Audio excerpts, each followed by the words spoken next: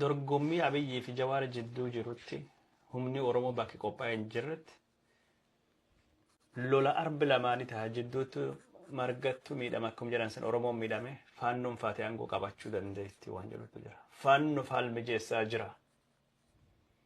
Jawaar Habashaa wajjin hojjetee aangootti dhufaa jedhee yaada. Abiyyi birattu abshaalummaa hin qabu, Habashaa birattu abshaalummaa matuu hin qabu. Aangoo dabarsee Amaaraaf kennuu barbaadu, kan warra biraatti dabarsuu barbaada. Yookaan Jawaar ammoo Misiriittuu bitatee ergama akkasitti waa hedduutu jira komiin. Kan hunda mataa waliin naqaqqabee gabaabsidhaan dubbadha.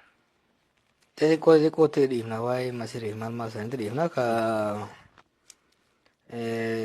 sirni kun akkuma siin jedhe faayidaan jijjiirtiree fusii galee ture beektaa. Jaarmees namas hundumaa bu'aa isaatti immoo miidhaa isaatu caala. Is this person, is this institution, is the status quo, is it more of an asset or more of a liability? Ba'aadha moo miidhaa isaatu moo bu'aa isaatu caala. Dhugaadhaa hamma duraa irratti fakkeenya gama diinagdeetiin yoo taate namoonni biyya alaas daldaltoonni keenya carraa hamma tokko uumameen fayyadamanii jiran. Amma garuu isteetni kasaartee jirti. The Ethiopian State is bankrupted.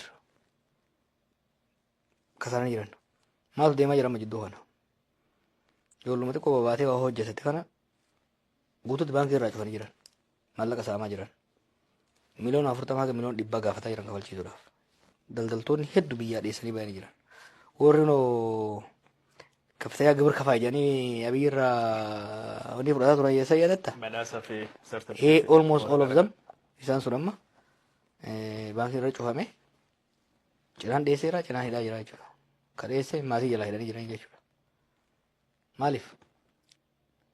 The state is broke. Waan ittiin waasa geggeessan waan dhabaniif uummata irra saamaa jiran amma maallaqa. Uummata samarra gara gadiitti maqaa gibiraatiin maqaa maalitiin uummata qorqaa jiran gibirri 300 kuma tokko dabale. Maal godhee qabeenya biyyattii lolaan kaan shirri bilchidicii kanatti balleessetti biyyeen kasaartee IMF harka seennite. IMF immoo waggaa liqaasii liqeessitu haala dureessi kennan. Haala dureessan keessaa uummata saamuun tokko kaapitaalistootaaf kennitu uummata keessa irraa saamte. Ani irraa biyya tokko keessatti taaksiin parsantii 300 irra dachaa 10 irra dachaa 10 300 irraan kuma tokko uummata gadii irra hamulitti. Biyya jechuun waraanaan bututte keessatti. Biyya waraanaan bututte kan jireenyi qaaloomee namni rakkataa jiru keessatti.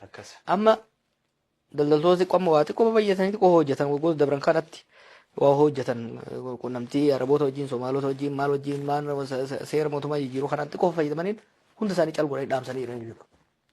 Maaliif Abiy and the